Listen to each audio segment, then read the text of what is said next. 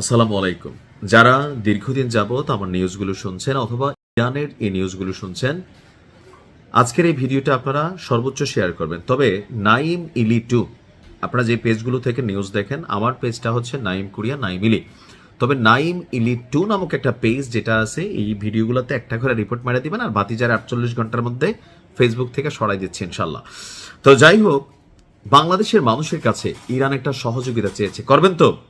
যদি করেন আগে ভিডিওটা শেয়ার করেন। যারা মনে করেন যে ইরানের ফতেহ দরকার, জয় দরকার, আর এই প্রথম বাংলাদেশের কাছে ইরান কিছু চাইলো, তো কি চাইলো? না না ভাই, আপনার পকেট থেকে টাকা খরচ হবে না, ভিডিওটা শেয়ার করেন। তারপরে বলছি যেন আপনার মাধ্যমে আরো 10 জন এই কাজটা করে। তা আমি সব সময় জন্য আপনাদের কাছে ব্যক্তিগতভাবে দোয়া চাই।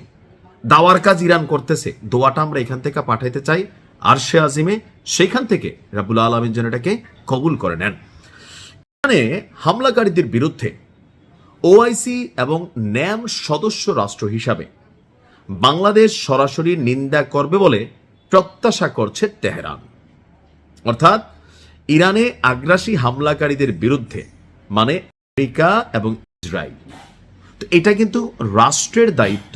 আমরা মনে করি ক্ষমতাসীন বিএনপি সরকার তারা রাষ্ট্রীয়ভাবে এই কাজটা করবে। অলরেডি বাংলাদেশের পক্ষ থেকে এই অভিযানের বিরুদ্ধে, এই হামলার বিরুদ্ধে নিন্দা জ্ঞাপন করা হয়েছে। তো নিন্দা জ্ঞাপন তো সবসময় কাজে দিবে না।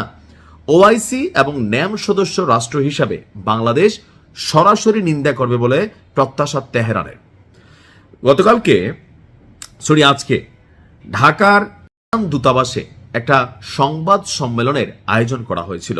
সেখানে যিনি রাষ্ট্রদূত আছেন জলিল রাহমি জাহানাবাদী, তিনি বলছেন বাংলাদেশ একটি মুসলিম দেশ, একই সঙ্গে ওআইসি এবং জোট নিরপেক্ষ আন্দোলনের সদস্য অর্থাৎ ন্যামের সদস্য। সেই হিসাবে একটি আগ্রাসী শক্তিকে সরাসরি নিন্দা বা এর প্রতিবাদ করবে, এমনটাই আমরা আশা করি। আমরাও আশা করি।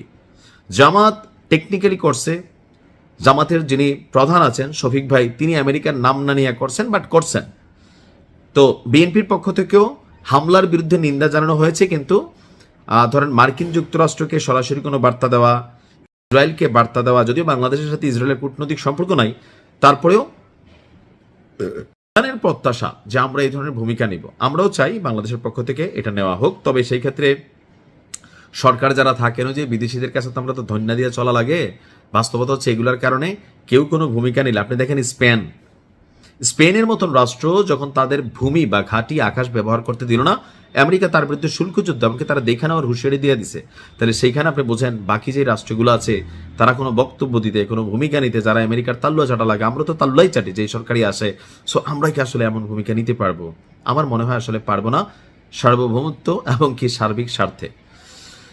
তো উনি বলছেন যে ইরান দীর্ঘমেয়াদে এই যুদ্ধ চালিয়ে যাওয়ার সক্ষমতা রাখে, আমাদের কাছে পর্যাপ্ত ড্রোন এবং মিসাইল সহ প্রয়োজনীয় সামরিক শক্তি রয়েছে। আমরা অন্য কোনো দেশের কাছ থেকে লজিস্টিক সাপোর্ট চাই না, অর্থাৎ মেশিনারিজ আরো বিভিন্ন কিছুর সাপোর্ট লাগবে না।